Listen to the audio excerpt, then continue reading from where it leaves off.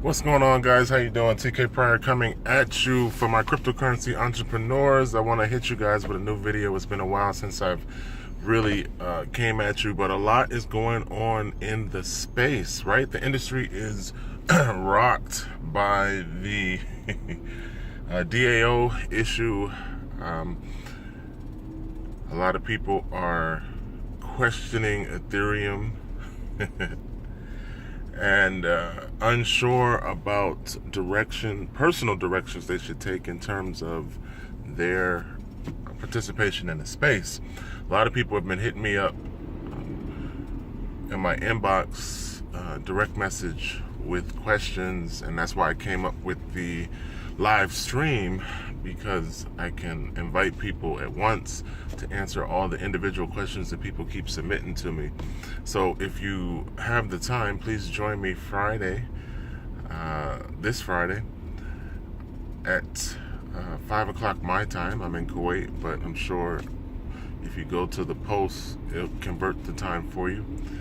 But yeah, it's a good networking opportunity, a chance to have a Q&A session and hopefully expand some knowledge within the space, because honestly, everything that's going on within the industry right now is based on lack of understanding, lack of knowledge. The one thing they say in the stock market is read the perspective, and they always leave the lack of judgment up to you. If you didn't do your due diligence, that's sort of the disclaimer in terms of participation. But for some reason, people don't carry that same thing over to cryptocurrency, but the same concept applies. You have to do your due diligence, and that's what I always tell people, is that I'm not an expert. I don't think anybody in this space is an expert, because the entire cryptocurrency space is ground floor. Everything is brand new. It's never been done before, and guess what? All you have to do is you're studying to familiarize yourself with what's going on, and it doesn't make you an expert, but it definitely gives you more information, more power, and the ability to make a better decision. So think about a project.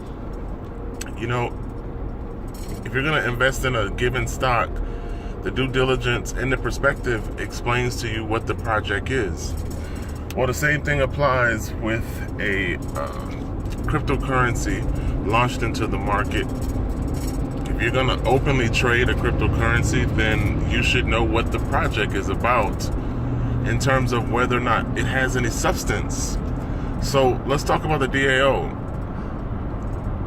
It's a rush project, hastily put together, supposedly to build interest into Ethereum and support the platform, but there's no meat on that bone. So I never participated in the DAO.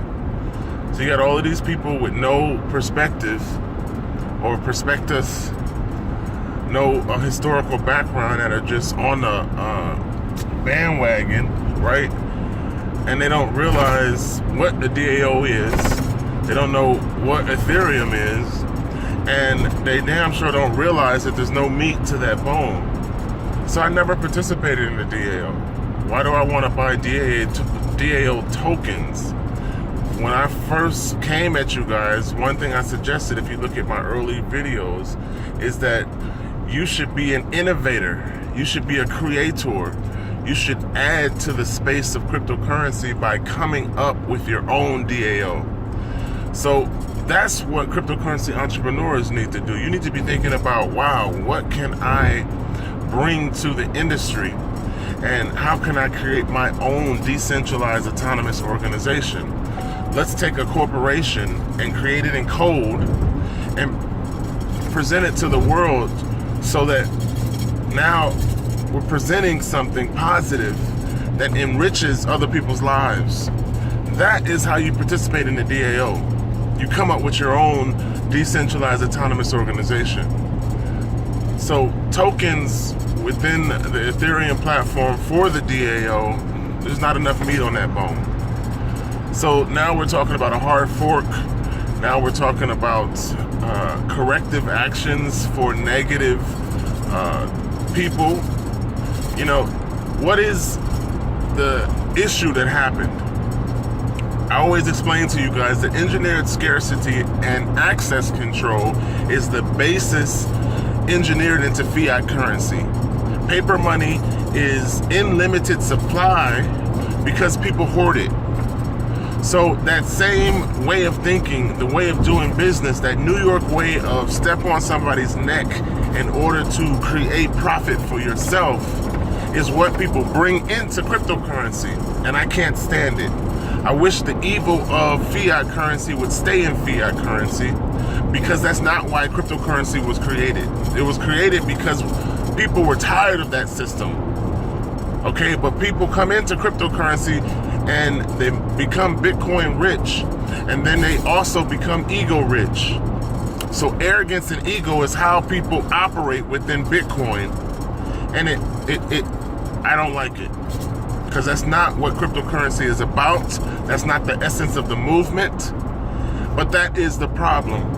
When you talk about people taking Bitcoin and giving you nothing back, when you talk about people hacking into a system to reallocate funds,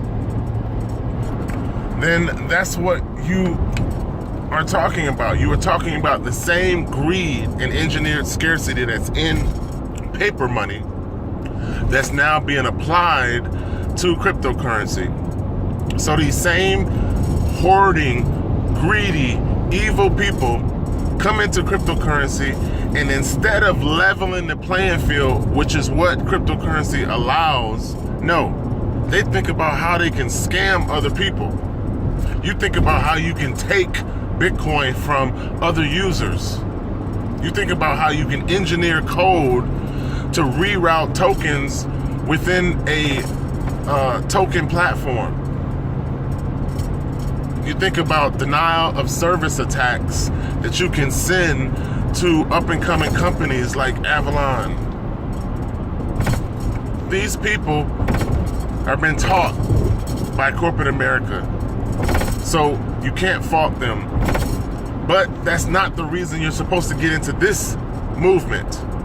This movement is supposed to be about equalization. It's supposed to be about taking back the control of your finances. It's supposed to be about you becoming your own decentralized bank without having central authority, without begging for permission for access.